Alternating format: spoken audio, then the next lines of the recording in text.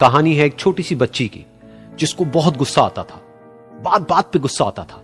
और जब उसको गुस्सा आता था तो वो ये नहीं देखती थी कि उसके सामने कौन है, और जो उसके मन में आता था वो सब बोल देती थी।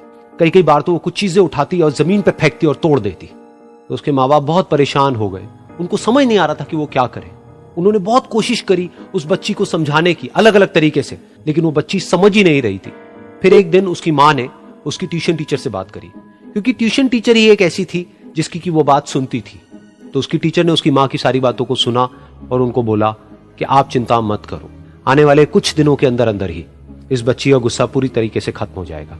उसकी माँ को समझ नहीं आया, लेकिन फिर भी उन्होंने कहा कि कोशिश करने में क्या जाता है। फिर उस दिन रोज की तरह जब वो टीचर आई और वो क्लास शुरू होने वाली थी, तो उसकी टीचर ने उस बच्ची से कहा कि आज हम पढ़ाई नहीं करेंगे, आज हम एक गेम खेलेंगे।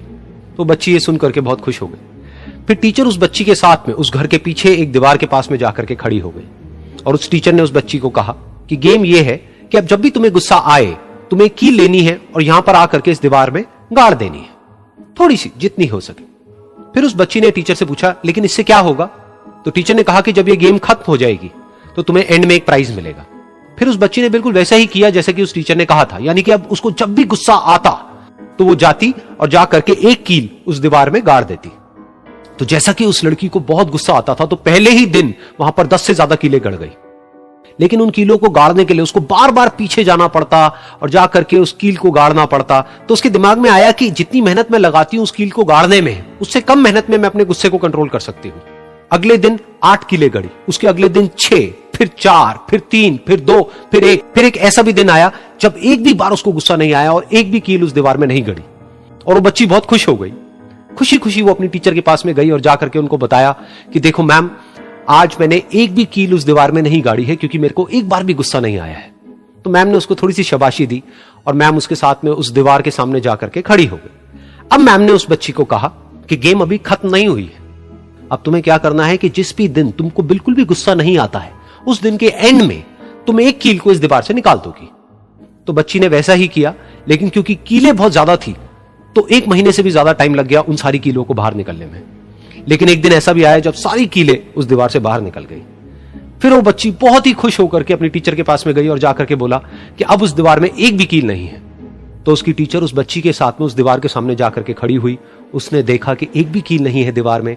फिर उसको उसकी एक फेवरेट चॉकलेट गिफ्ट करी और बोला कि तुम इस प्राइज को जीत गई हो। बच्ची बहुत ही खुश हो गई।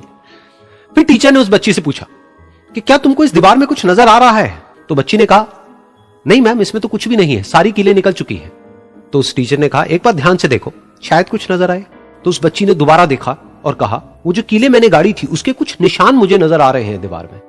जब बच्ची ने ये देख लिया, फिर उसकी मैम ने उस बच्ची को कहा, जैसे तुमने इस दीवार में कील गाड़ी और अब तुम उस कील को तो निकाल सकती हो लेकिन उसके निशान को नहीं मिटा सकती, ठीक इसी तरह से होता है जब तुम गुस्सा करती हो। जब तुम गुस्सा करती हो अपने माँ बाप पे या किसी पे भी, तो उनके दिल पर चोट लगती है, उनको दर्द होता है और वहां पर एक निशान रह जाता है। उस निशान को तुम चाह करके भी हटा नहीं सकती, फिर चाहे तुम उनसे जितना मर्जी माफी मांग लो।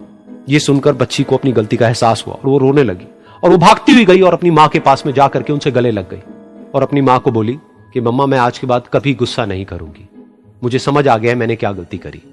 और उस दिन के बाद उस बच्ची ने कभी गुस्सा नहीं किया।